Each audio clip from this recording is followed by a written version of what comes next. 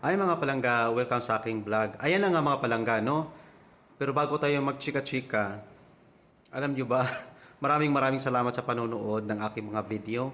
So ngayon, i-share ninyo ito mga palangga kasi ito yung update natin kay Lisa Tanas na pinagahanap sa USA dahil tumakas nga si Lisa Tanas dahil nahulihan talaga ng droga ang lola nyo.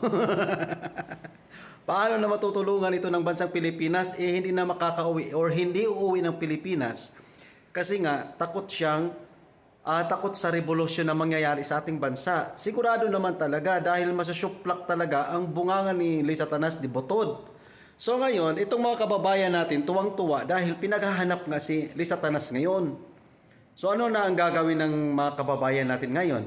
Dahil sa pinaghahanap si Lisa Tanas ng ating mga kababayan or ng mga sa Pilipinas. So, paano na yan? Ano na ang maaring gawin ni Lisa Tanas dahil nagtatago si Lisa Tanas ngayon mga palangga, mga kawakuwak.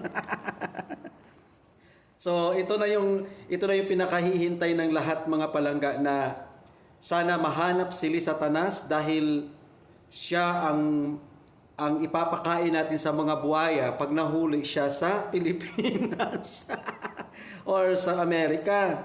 So ngayon, naglaro-laroy man si Lisa Tanas doon, sabi ng aking kaibigan. So hindi na mahahanap, pero hinahunting ng mga pulis sa Amerika o ng FBI sa Amerika dahil nga nahulihan ng droga mismo sa kanya. Dala-dala ni Lisa Tanas eh. So ngayon, ano na ang gagawin ng mga trolls dito? Ang mga tae, ang mga kampo ng kadiliman na nag-aantay kay Lisa Tanas na hindi naman makakauwi. Alam na, natatawa talaga ako mga palangga sa totoo lang. Ako'y natatawa sa ginagawa ni Butod kasi maliit lang si Butod eh. Paano pagtakbo ni Butod? Ang liit-liit noon. Tapos paano siya di ba? Ang daming mga video na lumalabas kay Butod eh. Nahihirapan nga tumakbo. Kasi di ba maliit, parang mukhang palaka, tapos ariba-ariba pa siya, tapos magsuot pa ng mga hindi nababagay sa kanya. So ngayon, abangan ninyo mga palangga, abangan ito ng lahat ng mga kababayan nating Pilipino.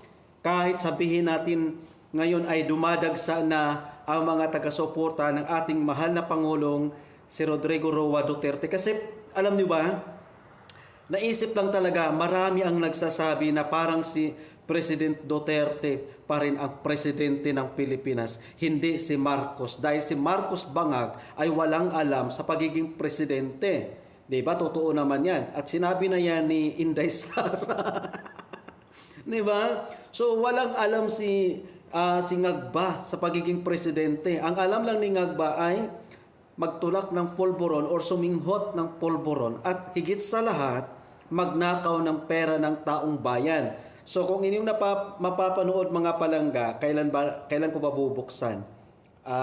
Bukas or basta meron akong video na panibago. Abangan ninyo mga palangga dahil yan ay pasabog para ang lahat ng ating mga kababayan ay mamulat sa ginawa ng presidenteng Bangag.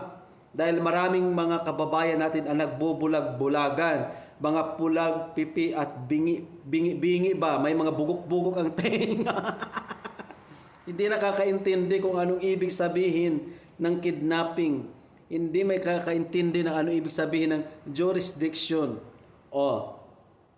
Walang Interpol. Sinabi na yan ni Attorney Rodante Marcoleta. Walang Interpol. Kung bakit? Ang laking question mark talaga. Bakit ginawa yun ni Torre? So balik tayo dito kay tinatawag nating Lisa Tanas talaga mga palangga. Si Lisa Tanas ang may problema. So yun lamang po mga palangga. Maraming salamat po.